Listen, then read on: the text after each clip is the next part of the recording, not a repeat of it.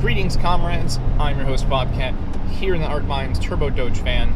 It is a balmy 35 degrees, so I'm not on the motorcycle because I'm a sweet little baby princess, and it is far too cold for me.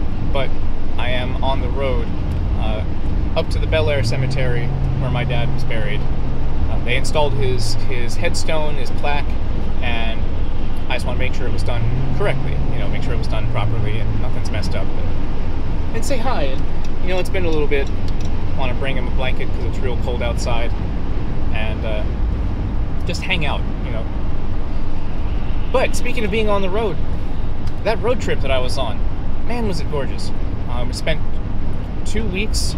I was pretty, not brain dead, but pretty wiped out in the last video down in Galveston. But spent 2 weeks on the road. We went from DC to Richmond, visit some family there, drop off some gifts, and Richmond to Duluth, Georgia, visit some family, drop off some gifts. Then to Baton Rouge, where we had a nice pub, late night pub meal. Then to Galveston, spent a couple of days on the beach. Then up to Austin. Then Austin, stayed about a week there, had some really great barbecue. Then up to Texarkana, right on the Texas-Arkansas border. We stayed on the Arkansas side just for a night. Then up to Nashville, and then from Nashville to Charleston, West Virginia, and then back home. Drove on average between I guess it's only 3 hours from Galveston to Austin, but we drove about between 5 and 8 hours every other leg. And let me tell you, this country is beautiful. It's so beautiful. The people are beautiful. The land is beautiful. And I want to give, and this shouldn't even need to be said, but I want to give a major shout out to truckers. Those big, long-haul tractor-trailer drivers that we may see one or two of, and we may complain about, we may, say bad things about, but let me tell you, without them, none of this would be possible. And by this, I mean any of this. None of this would be possible. There were some stretches of road, especially in the, Arkansas, upper Texas, Arkansas, through Tennessee, where it was my little van and 15 to 20 trucks just going, hauling whatever to wherever, because America is so big and so spread out, and our railroad infrastructure, even if it was vastly improved, wouldn't be adequate to get everything to everybody everywhere. So we've got to have truckers, and holy crap, do they need some serious appreciation. And that being said, also, they need an update. People worry about self-driving cars, say, oh, it's going to take truckers' jobs. No, it's not. If anything, it's probably going to increase the work that truckers do. But they're just going to do it differently. I have my own little future vision of what electric motor and computer-controlled cars technology can do for the trucking industry, because we're always going to need them, and I think it would improve it. My vision of it would improve it. Right now, the way trucks are designed is you've got a big old honking massive motor in the front, drive some wheels that pull unpowered trailers, 1, 2, sometimes even 3. With electric motors and battery-operated drivetrains and all of that, you don't need to have one big honking motor up front doing all the work. Motors, even very, very powerful motors, are much smaller. You have a motor that's like that big. So if you could have a motor at every wheel of this vehicle that's controlled without an axle running anywhere else, you can do a couple of different things. One, you can drastically redesign the shape of this vehicle and what it does and how it works. also make it so much more modular, so much more capable, and you can increase its maneuverability. Because if you think about it, if there's a motor at every wheel and you're not stuck with all of the other linkages that make a motor have to, or make a wheel have to turn or pivot a certain way, you just have a motor and a wheel, and that whole motor and wheel can spin as far as it wants to.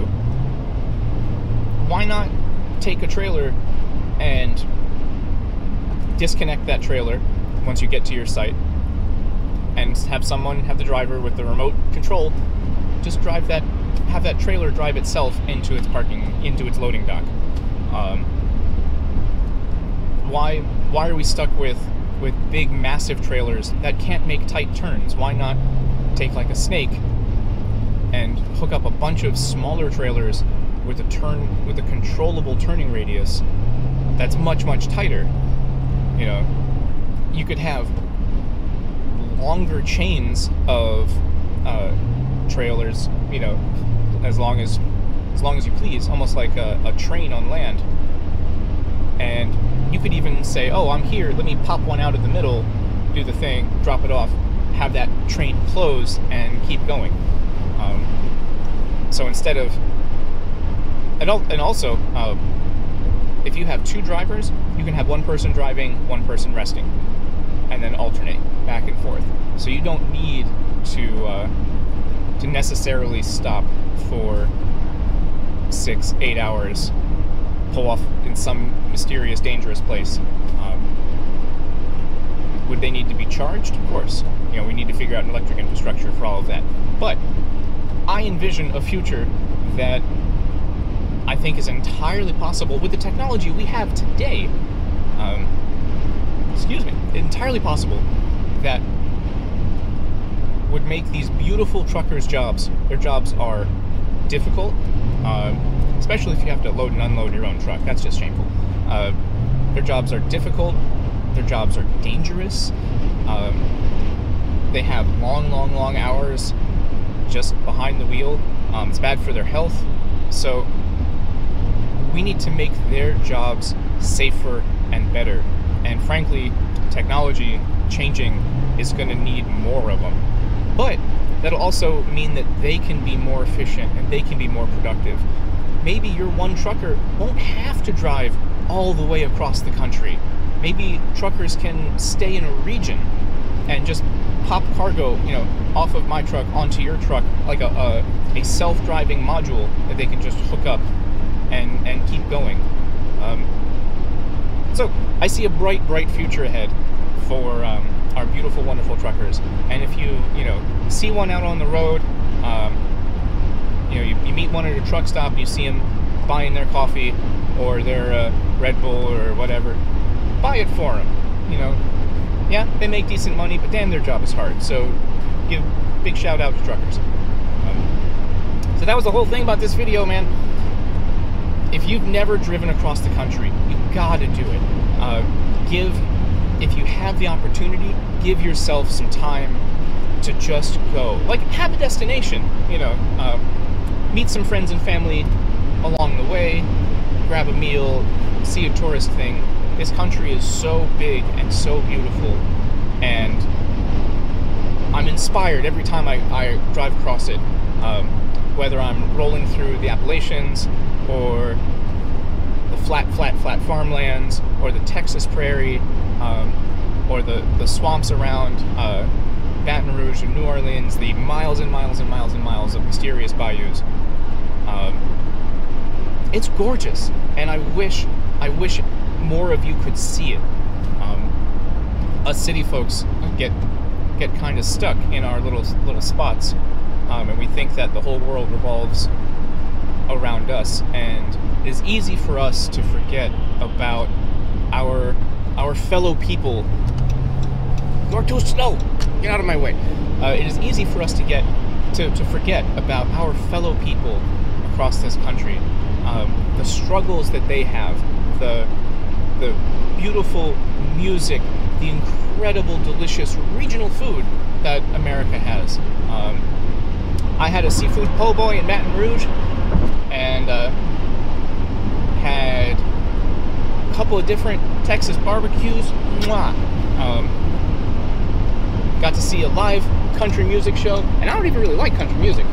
Not this modern stuff. You give me some of that older, like Johnny Cash, Loretta Lynn, that kind of older.